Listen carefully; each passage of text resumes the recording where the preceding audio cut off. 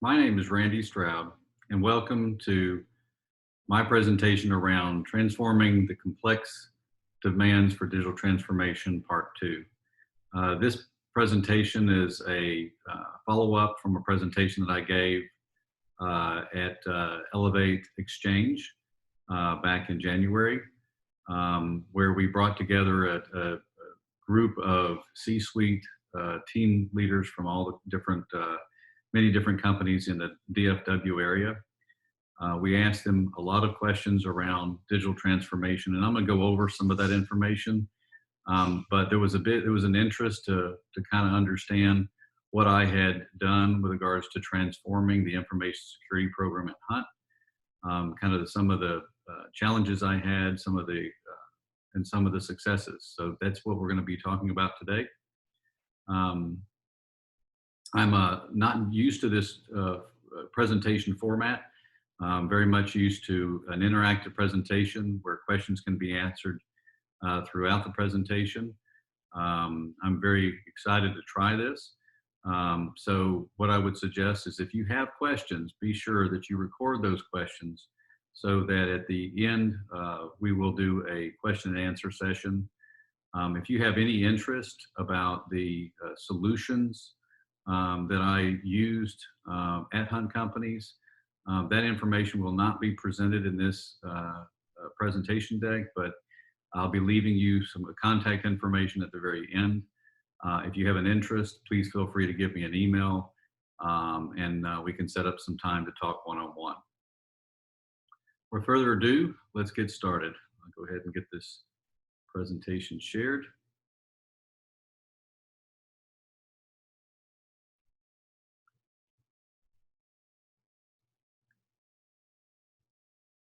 All right. So again, my name is Randy Stroud. I was the VP of Information Security at Hunt Companies. The presentation organization today, again, will be a recap of our understanding of digital transformation. Like I say, we'll talk a little bit about the number one challenge, and that just happens to be information security. I'll give you my observations and roadblocks preventing companies from achieving an effective digital transformation, and then I'll provide you kind of information on my use case and some of the principal features that I provided in our program that actually helped us help the company transform to meet their specific business needs. First, a little bit background about myself. Been in the business for a little over 31 years. Started off as a systems programmer at EDS. That's where I really understood, building true systems. And I believe that's somewhat of a skill and a discipline that is left off the table in training our young folks today. I was trained that it's not just about technology, it's about the whole system, but building out a system takes much more time. And we've kind of gotten a little lazy in the industry where it's all about plugging in parts, but sometimes you don't fully understand the full system. But I think that's important as we get further along in our conversation. But I've had experience on mainframe, PCs, mid-range, distributed computing, not only help companies build out technology and security and IT controls in those areas, but also in the mid-90s got into consulting for one of the big consulting firms and helped build an information security practice at Price Waterhouse. The reason that's important is I helped participate very early on to help companies really understand that information security controls and IT controls were not necessarily dependent upon the technology. There were certain core principles that had to be put in place. And it was always the same wherever you went with regards to technology. After providing support for building out that security service, I got into providing outsourcing as a information systems provider at EDS, and then provided some time around identity management and IT architecture consulting. And then as time went on, realizing that companies were going to need to get into delivering services and not so much products. I've been kind of working with, if you want to call it, cloud services providers for the last 11 years.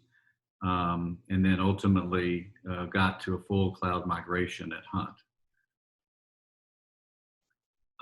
As far as our kind of a recap, and the reason why I thought this was important, because I know that many of you did not get to participate in that, but what we did was we brought in a session of C-suite leaders, and you can see the percentage of people around the different breakout of people that participated.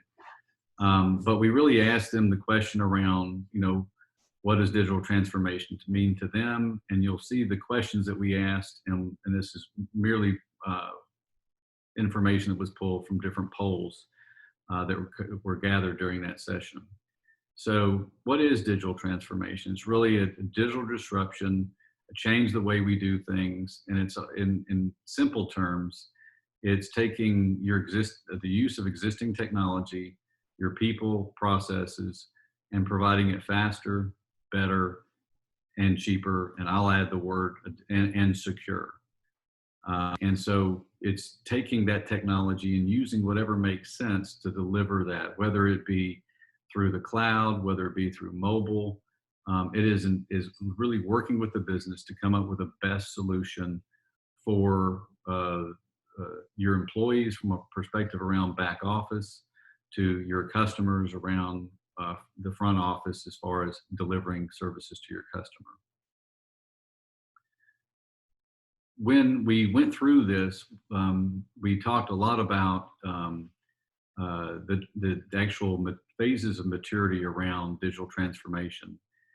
This slide, you're not going to necessarily see specifically the details of each phase, but I'm going to kind of describe that for you because I think it's important. So most companies go through a transformation where IT provides basic, they are the kind of the one place that provides IT solutions to the business. And in theory, the business just queues up their needs and then looks to IT to provide those needs. And if they're not properly prioritized, in some respects, that's just kind of tough. And what ends up happening is shadow IT starts to form, where the business has no other choice. They have to go build their own technologies because there's typically not enough resources in IT to meet the full scope of the demand. But they're not necessarily sanctioned. They're not necessarily promoted, and they're not necessarily coordinated by anyone in IT, and they don't tend to integrate with different systems. Then you go to the far extreme, and when IT finally says, okay, look, I can't meet your demands. You guys can go work with these other vendors, and you can go get software service, or you can do anything. You just can't put it on my network, right? You also can't, integrate with my stuff. If you can do it on your own, fine. But that ends up that goes crazy, where there's tons of customers that go out and look at anything and everything when it comes to software as a service. It's very easy for them to secure. They can typically pay it on a credit card, but that actually provides an environment where things are very uncontrolled. From a security perspective, this is almost the situation that we always dread, because this is where you have the largest possibility of data loss. Then you have your optimal phase, which is where IT is now focused around making sure that the business is getting the right support. If the business goes out and finds a system and experiments and says this is something that meets their core needs, they then work with IT to complete integration. So monitoring, security, single sign-on, identity management, provisioning, deprovisioning, monitoring all these types of things can happen. And IT plays more of a governance and vendor management role. Again, looking for who can do it faster, better, cheaper for the business. Some of the basic obstacles that everyone talked about was, in digital transformation, is again, organizational change. That's a very difficult thing if not executed from the top down. The problems they had with legacy systems, truly not understanding the digital iceberg, which is that the scope of complexity. And then, one of the things that a lot of people talked about was the need to participate with some of the big, if you want to call it digital giants like Amazon, Microsoft, Google. The lack of understanding that was part of the need for addressing digital transformation within the company. Some of the other things, and this is really kind of I left this slide up here to provide you kind of something that you can go back and reference, and that is around understanding what the optimal phase of digital transformation is. This is some really good information that I think if you are currently aspiring to get there, these are some good attributes that you can help your peers form a governance or a steering committee that truly is needed in collaborating across your different groups, lines of business, and IT support staff. So when we talked about the overall digital transformation strategy, this life cycle or transformation kind of shows the different phases and the need to automate, integrate, store, access, share, secure, control, analyze, evolve, capture, and then continue that life cycle all over again. So some of these things, if you take them and say, okay, what's stopping us? What's not, what's happening where we're not getting the full life cycle and the full value around digital transformation? The top 5 responses that we had from the people that participated in Dallas was, number 1, security was by far the most one that everyone picked. Guarding against data leakage and data loss. Automation was another one that was highlighted. Integration, access, and then evolving by business-led change were some of the key. So this is kind of the end of the summary of my last presentation. We'll now get into the very focus around security. So security was identified as the number 1 challenge. It was also identified in the industry based on some of the metrics that I had seen. Over 50% of companies said that security was one of the biggest challenges that they were presented with. A lot of companies, I know that I've been at several companies that anytime you told the regulators or customers that you were running something in the cloud, you got a huge list of additional questions that would be asked. And so, there's almost been a roadblock to driving towards use of the cloud. And there's also a perceived, in my opinion, there's a perception that you can't do it as secure in the cloud, which I completely disagree with. So some of the other metrics I wanted to highlight is that if you are a mid-market company, small businesses, 43% of these small businesses, in fact, have been subject of targeted attacks. 14% of those small business really rate their ability to mitigate cyber risk as highly effective. So there's a lot of improvements that need to go on. The one that was extremely surprising is if they are hit by a large cyber attack, 60% of those small businesses are not able to handle that type of exposure to the public, exposure of loss and mitigation that goes around it, and many of them go out of business. Um, and then 48% of digital breaches are caused by acts of malicious intent, human error, and then our human error accounts for the rest of that. So um, let's kind of get into, ever since 1997, I've been tracking um, changes and security incidents as they're occurring. And so every year, this is what I use to help me in my security roadmap on where I need to make improvements. So I track those changes. I not only, again, focus on the requirements, but I track on active threat. And so this is a chart that I used that highlighted the biggest significant uplifts from 2018, but I track 3 years of different events, and you'll see what this is this is actively, these are incidents that were significant enough and reported up through the different groups that these in fact were part of things that were publicly communicated.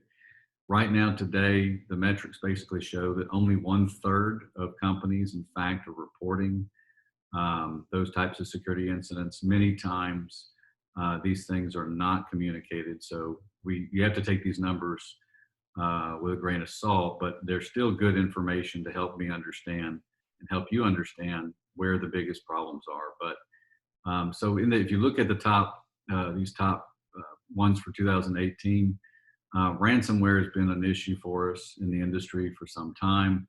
But there has been, ever since the Capital One breach, there has been a huge uplift around attackers going after unsecured databases.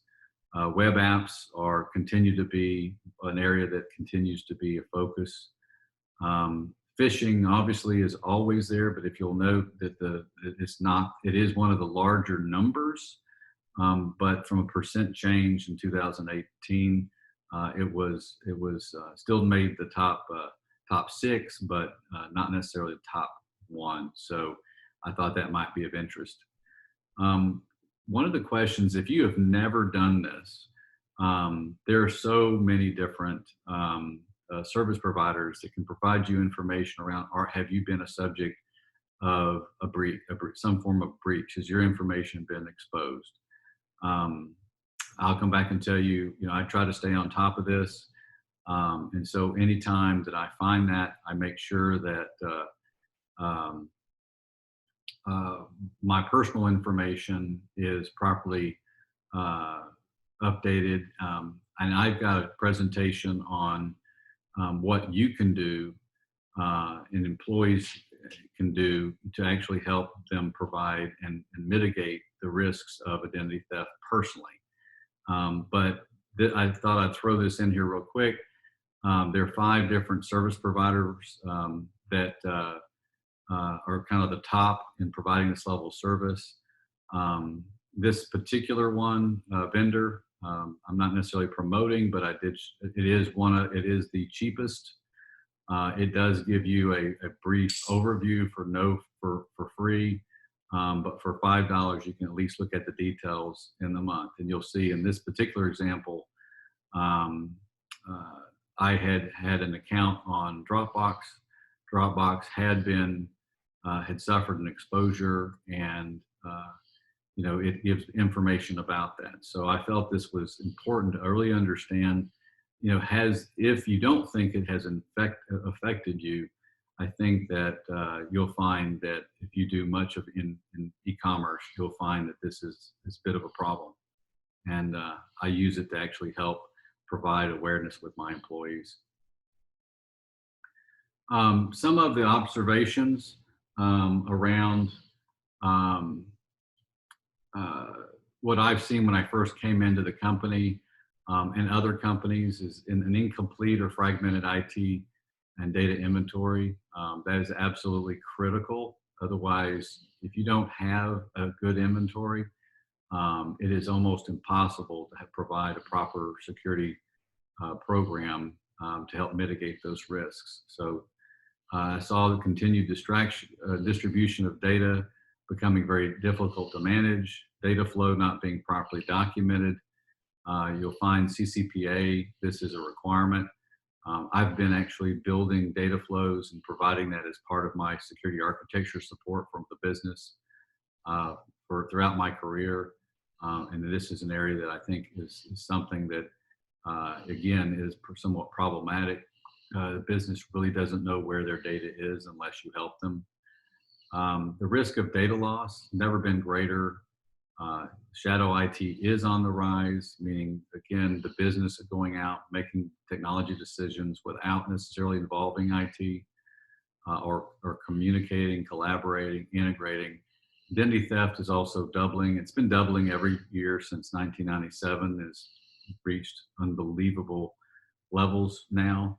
I don't think anyone on this call will likely be able to say that they have not been hit or been communicated with around some form of identity exposure.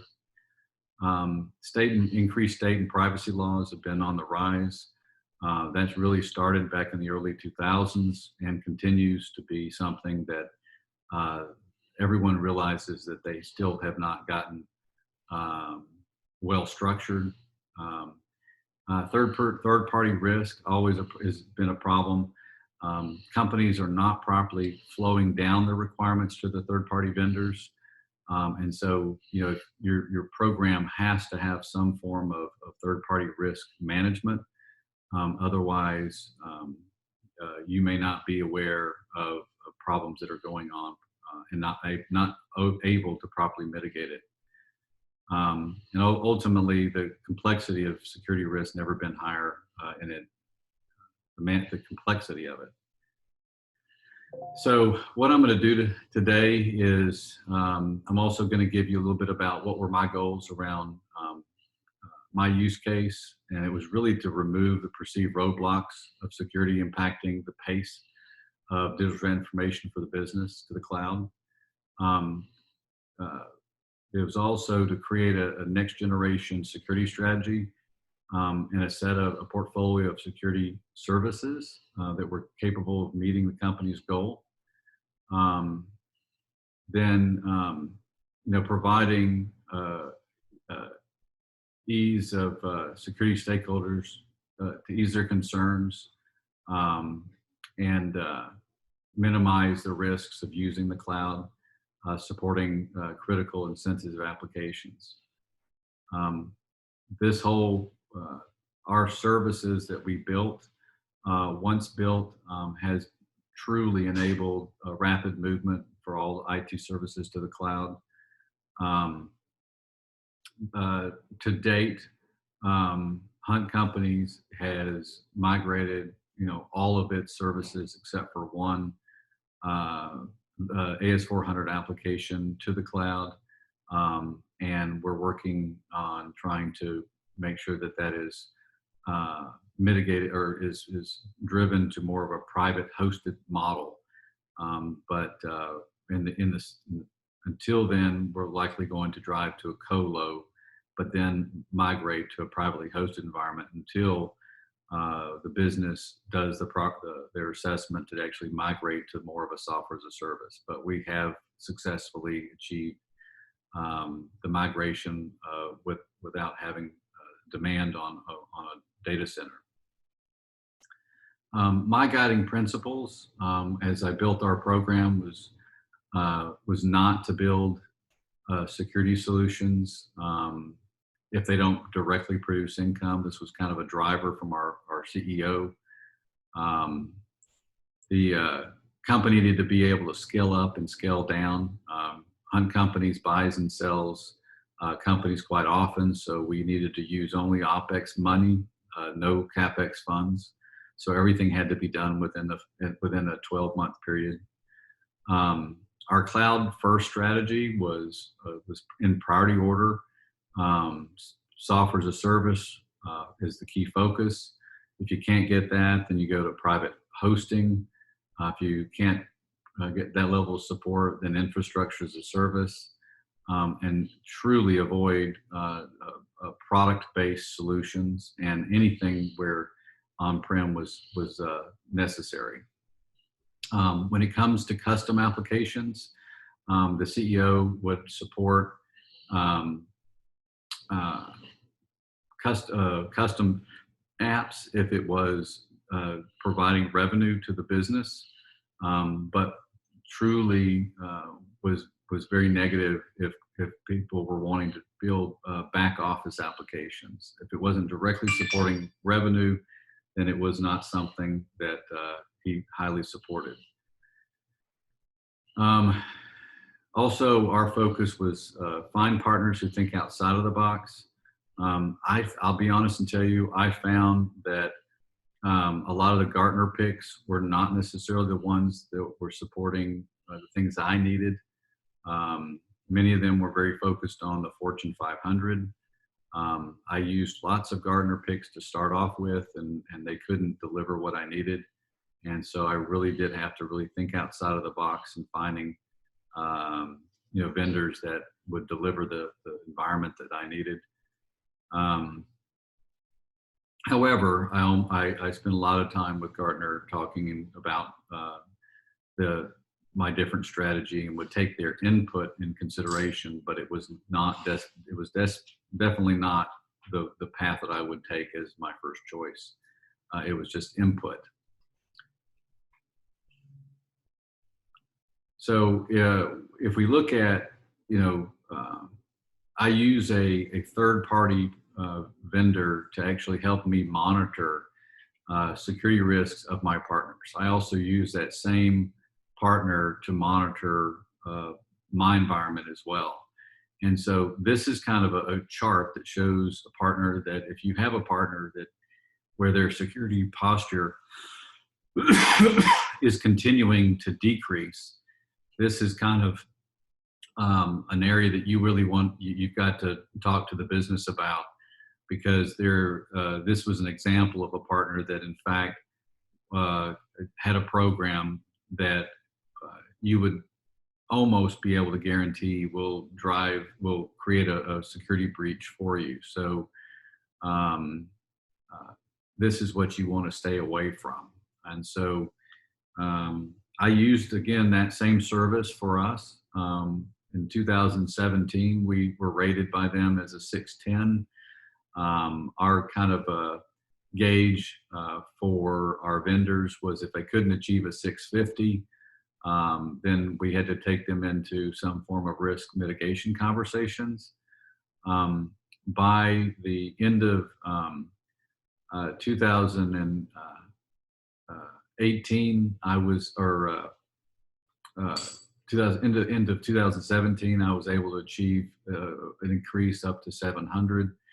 And then 2018 hit, and I had several issues that were recorded where my security profile went down. Was completely cut off with this, but also learned that IP address ownership can be an issue for you, and is also something that needs to be part of your IT asset management process. And so what had happened is we had an acquisition occur, and the issues were not in fact part of our environment. It was actually part of the addresses that were owned by Hunt, but they had been, as they were brought into other companies, their program was not at the same level, and so they started experiencing some issues, and I was getting penalized for it.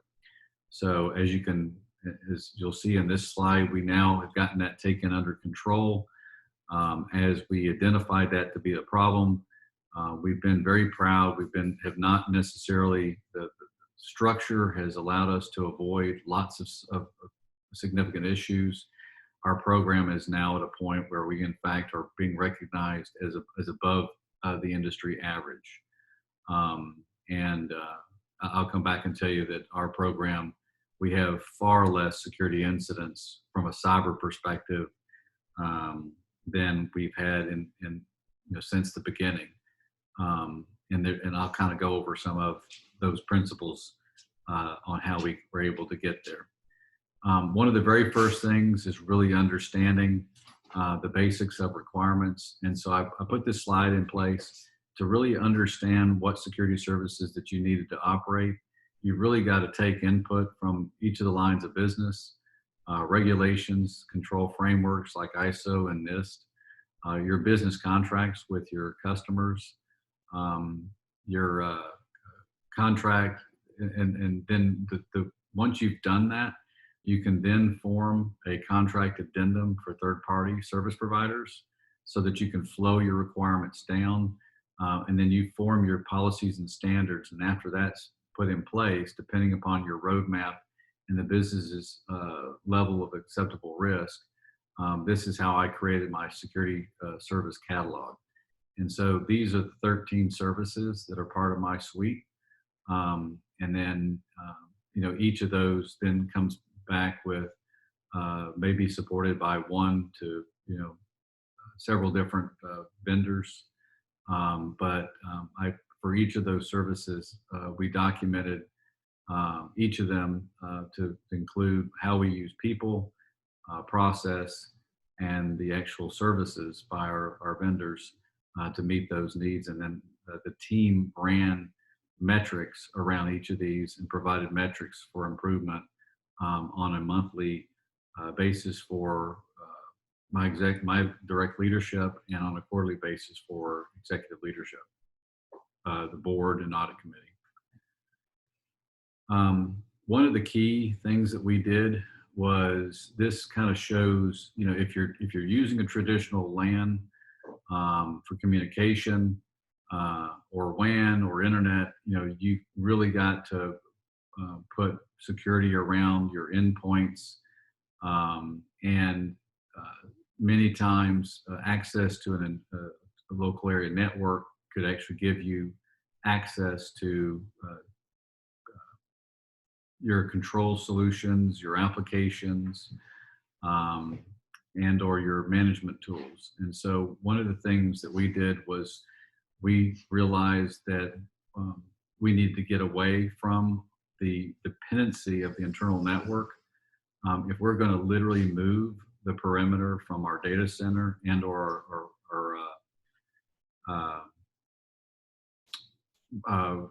branch locations, we had to move that into the cloud, so we had full inspection across everything that we did in the company. And so that's kind of what we've done here. Is we have the local area network is really only used for allowing users to get access to the access for internet access and print services. What we don't do is we don't allow any user devices to gain access to anything without going through our perimeter control service. The perimeter control service then gives the users access to all applications on the internet. The way that this has been done is each company device is controlled wherever it is. If it's in our local area network, if it's in a coffee shop, if it's at home, the control path is exactly the same. It goes to the secure access gateway, and then it directs and brokers all communication with the internet and our third party and or fourth party application providers. In the event that the device is used by, or the device that is being used is a BYOD device, they first are given a virtual desktop, and then again go through the secure access gateway to broker all communication and change. As you redefine the perimeter for your solutions, there's many different solutions that you can use to prevent the backdoor, such as IP whitelisting or trusted certificates with those different service providers. but that is also very key, is to prevent users getting in through an uncontrolled backdoor. So what I've done is provided a list of core services that for each, for some of the things to help give you some guidance around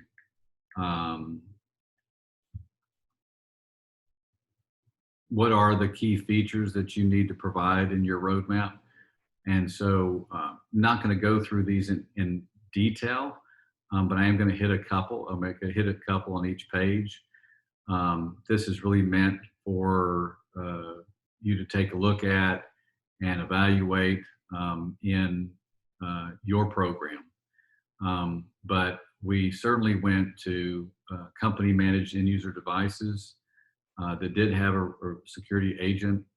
That's what helped us broker access to through our secure access gateway. All corporate locations were set up to direct traffic to that gateway, even if it wasn't a company-owned device. If they were looking for internet access from our site, it would direct them through the gateway, and it would give us visibility around the things that they were requesting. We were still able to provide URL filtering, and that's therefore, so there may be some types of devices. So for example, you do not want to allow access to different kinds of sites, regardless of who's on the internet and what type of device it is. So it is able to provide that. But for the most part, if it was a guest, we would give them access. We'd still monitor what they did, but they would be able to get access to general internet applications, but not access to our corporate, highly sensitive or core applications. We would also monitor for data leakage of sensitive data. We were able to enforce multi-factor for authentication and enable single sign-on for all downstream applications.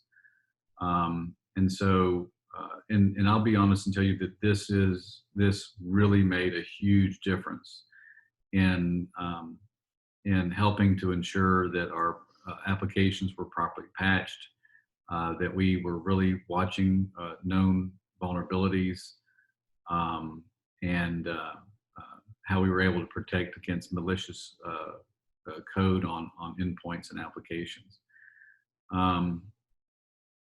As I mentioned earlier, all company or all non-company devices, again, going through that virtual desktop, very important. A lot of companies do not do that, and you just can't manage potential malicious code and exposure to your environment if you don't do that.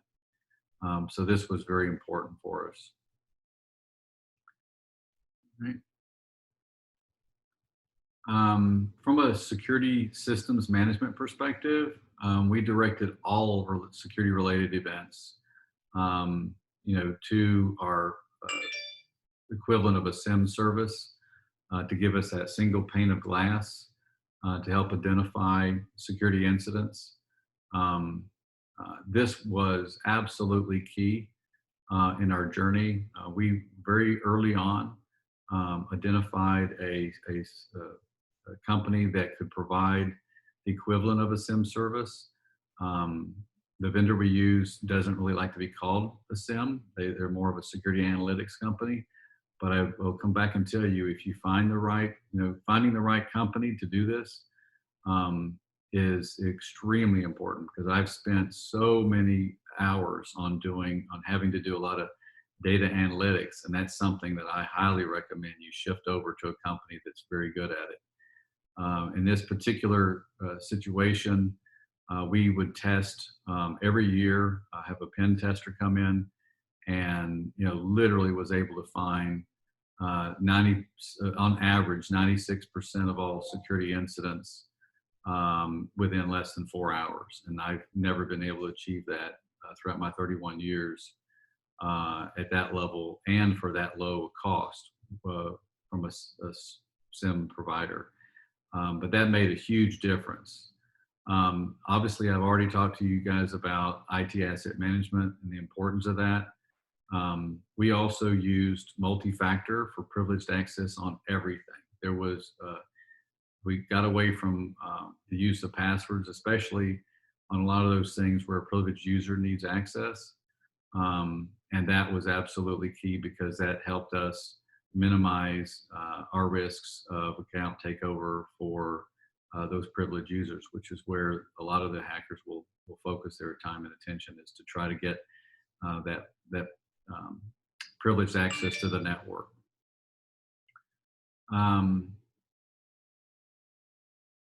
Let's see.